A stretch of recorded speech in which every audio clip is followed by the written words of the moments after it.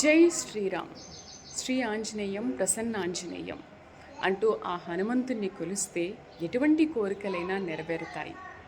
అది ఎక్కడో కాదు, తుకారాం గేట్ సికింద్రాబాద్ నుంచి ఒక 2 కిలోమీటర్ల దూరంలో ఉంది పహాడీ వీరాంజనేయ స్వామి. స్వయంభూ ఆయన వెలిశారు. ఇక్కడ మనం చూస్తుంది గుండం అన్నమాట. ఈ గుండం నుంచి మనం ముందు చూస్తే స్వామివారు కనిపిస్తారు. అసలు స్వయంభూ వెలిసింది ఈయన ఇక్కడే అన్నమాట. ఇక్కడ మనం ఏ కోరిక కోరుకోవాలన్నా వచ్చి ముడుపు కట్టి దాంట్లో మనం ఏ కోరిక అయితే అనుకుంటున్నామో అది రాసి ముడుపు కడితే ఖచ్చితంగా నెరవేరుతుంది. దీనికి 400 ఏళ్ల చరిత్ర ఉంది ఈ ఆలయానికి.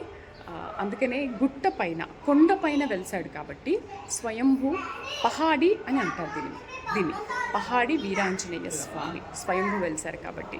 అందుకని మీకు ఎటువంటి కోరిక ఉన్నా కూడా మన సిటీకి నడిబొడ్డున, సికింద్రాబాద్ నడిబొడ్డున ఈ టెంపుల్ ఉంది.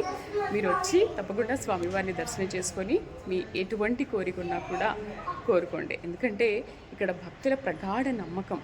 వీసా రాకపోయినా, లేకపోతే పిల్లలకి కాలేజ్లో సీట్ రాకపోయినా, ఏదైనా అనారోగ్యం ఉన్నా, అసలు ఏది ఉన్నా సరే ఖచ్చితంగా ఈ టెంపుల్కి వచ్చి కోరుకుంటే ఏదైనా సరే నెరవేరుతుంది. కొంతమంది భక్తులు చెప్తున్నారు 40 ఏళ్ళ నుంచి వస్తున్నాము, 50 ఏళ్ళ నుంచి వస్తున్నాము అంటే. ఇది 400 ఏళ్ల చరిత్ర గల ఆలయం కాబట్టి వాళ్ళు చిన్నప్పటి నుంచి వాళ్ళ పిల్లలు కూడా వచ్చి ఇక్కడ దండం పెట్టుకుంటున్నారు, ఇక్కడ స్వామివారిని కోరుకుంటున్నారు. అంటే వీరాంజనేయ స్వామి మహిమ ఎలాంటిదో మీకు అర్థమయ్యి ఉంటుంది. తప్పకుండా మీరందరూ కూడా పహాడీ వీరాంజనేయ స్వామి ఆలయాన్ని దర్శించండి.